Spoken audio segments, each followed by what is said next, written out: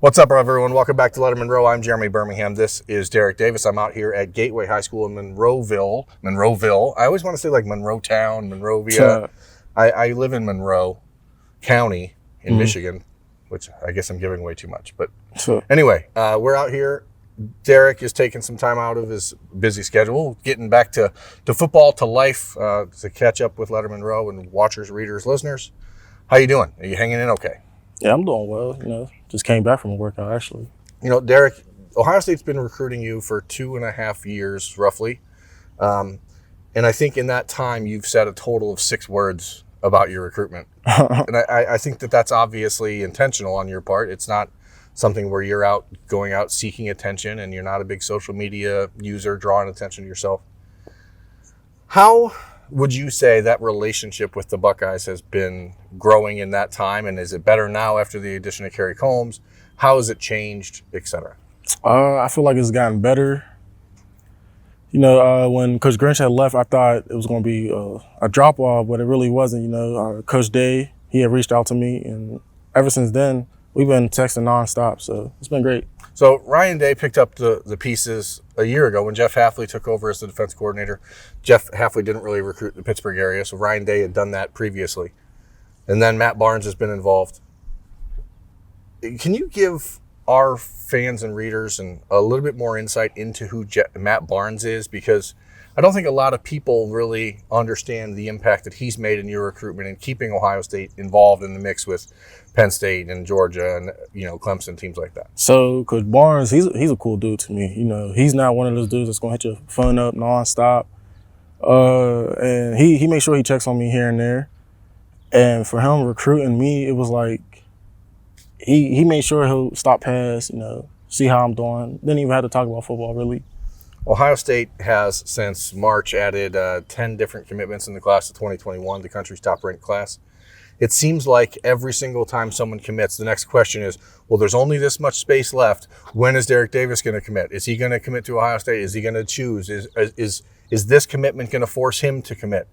Has there been any pressure applied from Ohio State to say, hey, are you ready or not? Or is it still just kind of hands off and let you do your thing? It's still hands off, let me do me.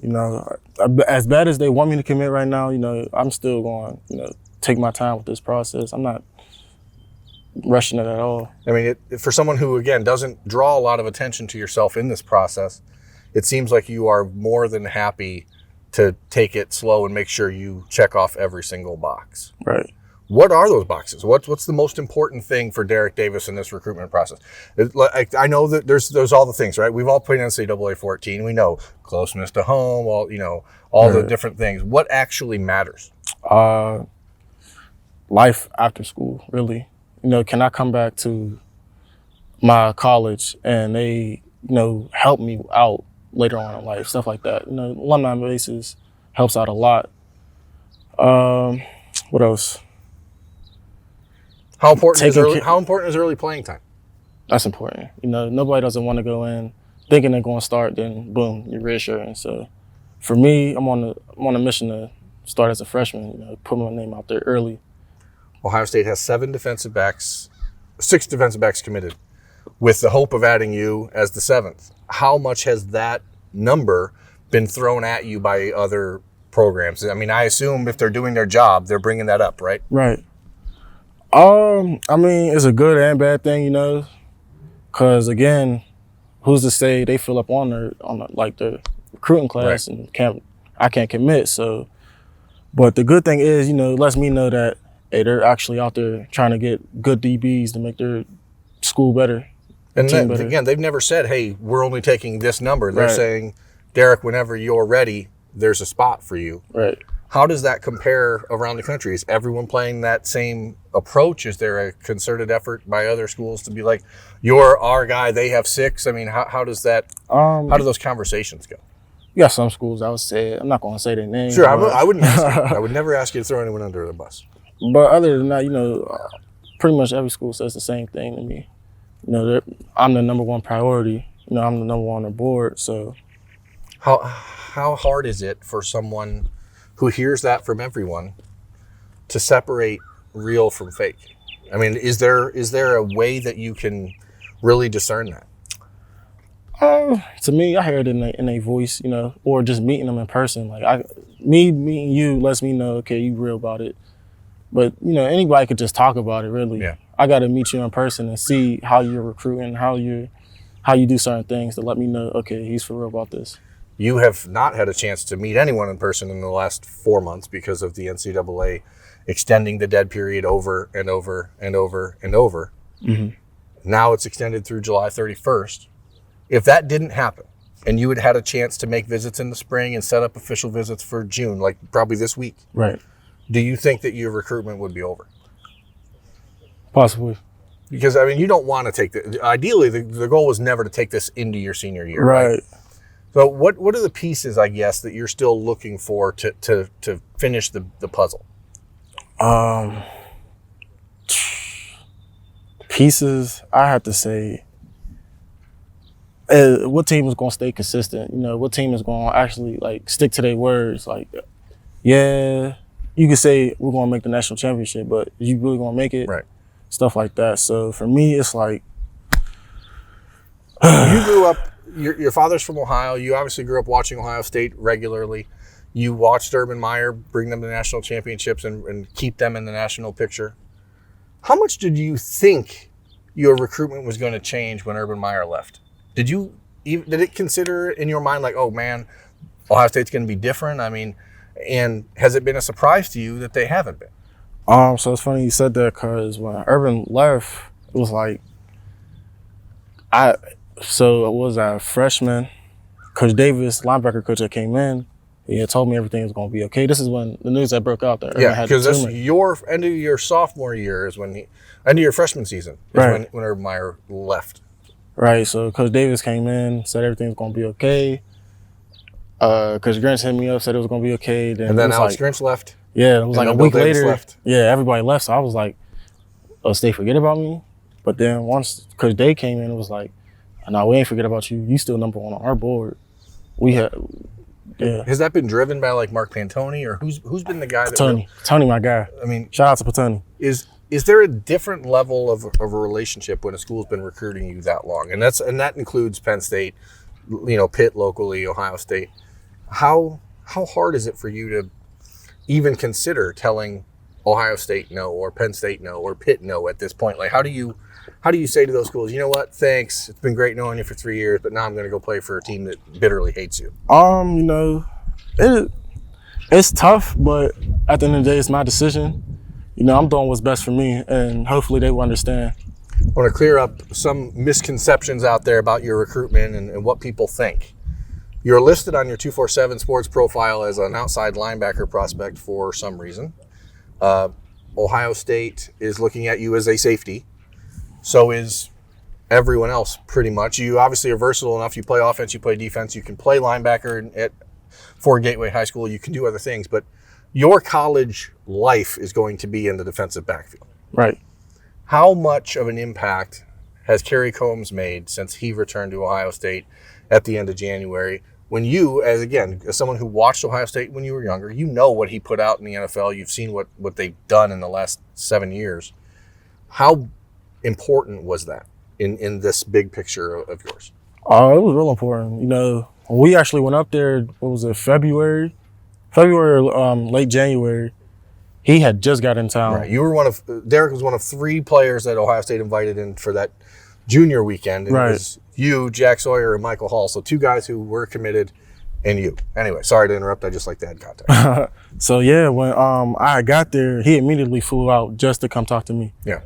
If I didn't come, he probably was going to come a day later into Columbus. But when he found out I was coming to Columbus, he made sure he caught the first flight to Columbus to talk to me. What is different about Kerry Combs than any other coach you've met? Because, I mean, I've someone who's had the opportunity to speak with him, I understand he's a little high energy. Yeah, he's a high energy guy. Is that, for someone like you, who is a little bit subdued occasionally, is that like a whoa, back off, or is it like a, hey, I need that kind of push and pull? No, I actually need that kind of push and pull because I'm used to it, you know. I look at my defensive coordinator, or just the coaches on my high school team, you know, they're high energy guys.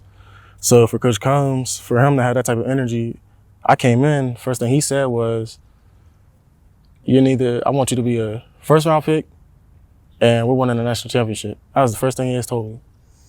That's similar to a pitch that Urban Meyer made to Ezekiel Elliott back in 2012. And when they won the national championship in January 2015, they were on the stage in Dallas, and Urban was like, see, I told you. And again, you mentioned earlier, there's a lot of schools that are going to say, we're going to compete for national championships. We're going to be there, right? Right. But in the big picture of college football, how many teams are actually there? You are considering pretty much all those teams: Ohio State, Clemson, Georgia, Penn State. Well, they've not been to the college football playoff. They've been on the edge a couple times. Is it nearly impossible to differentiate between the best school in the best football team in the country and the second best and the third best? I mean, it seems like it's an impossible choice. So is it just about the relationship being better? Is it Pittsburgh guys like yourself? You know, most of you guys generally tend to stay closer to home. It's sort of your nature. How important are those relationships going to be when this is all said and done? Real important. You know, it's to the point where it lets me know, is you still rocking with me to the end? You know, I feel like, you know, I had coaches that would fall off with me, but I didn't let that affect me. I kept it going. I kept talking to the same coaches that wanted to keep talking to me, made sure I was the number one priority. During this process, that's what meant a lot to me. What coaches focused on me, really. What have you learned about yourself in recruiting? What has this entire process taught you? Because there's a lot of guys that they get big-headed. They lose sight of what they are, who they are. Right. What have you learned about you? One, I'm not big-headed. Two, I'm real quiet when it comes to like this. Yeah, just the media, you know. But I started to realize I'm real humble about it, you know. I just don't let the recruiting process take over my life. You know, I see a lot of kids, they you know, out there, oh, I got to get this, oh, I got to get that. Right. Me, I just stay patient, you know, thank the Lord that he had blessed me with these things. So 3 years of recruiting for Ohio State for Derrick Davis again. And the reason I drove out here, took the 4-hour trip out here, is because I want people to know who you are, because there's this confusion that, well, they have 6 defensive backs. They don't really care if Derrick Davis is in the class. But I want to assure people out there that's not the case from what I've been told, and it's obvious what he's being told, that's the same thing. Ohio State signed 2 players out of Gateway High School back in 2011, Dorian Bell and Corey Brown. And now they're back here in the area trying again. Crystal ball it for me here, and not the crystal ball. How do you see your recruitment going from this day forward? What do you think has to happen as far as visits? Is there a chance that one day you're going to wake up and be like, you know what, I'm done? Or is this a matter of I have to take more visits? Best case scenario. Give me a dream. Give me a dream scenario. You wake up one day, you're like, this is it. What's happened to get to that point? Just like I said earlier, who's going to stick with me to the end? That's all. Hopefully I could just wake up and say, all right, I want to go there. Right. But no, I mean, it's not. Well, some days you wake up saying, I want to go to this place. Some days you wake up saying you want to go to the other. Right. A lot of stuff to figure out still for Derrick Davis. I'm going to let him get out of here because it's getting warm. Yeah, the sun turned up on us. I'm Jeremy Birmingham. This has been Lettermen Row. Thanks for watching, everyone. We'll catch you next time. Thank you. Thanks for watching. Subscribe below to get the latest videos from Lettermen Row. We got Letterman Live, we've got the practice report, we got rapid reaction. Hey, and you know we got Buckeye IQ with Zach Bourne. For sure. We got recruiting breakdowns with Berm. We got whatever you need. Ohio State football and Ohio State athletics, we've got you covered here at Lettermen Row.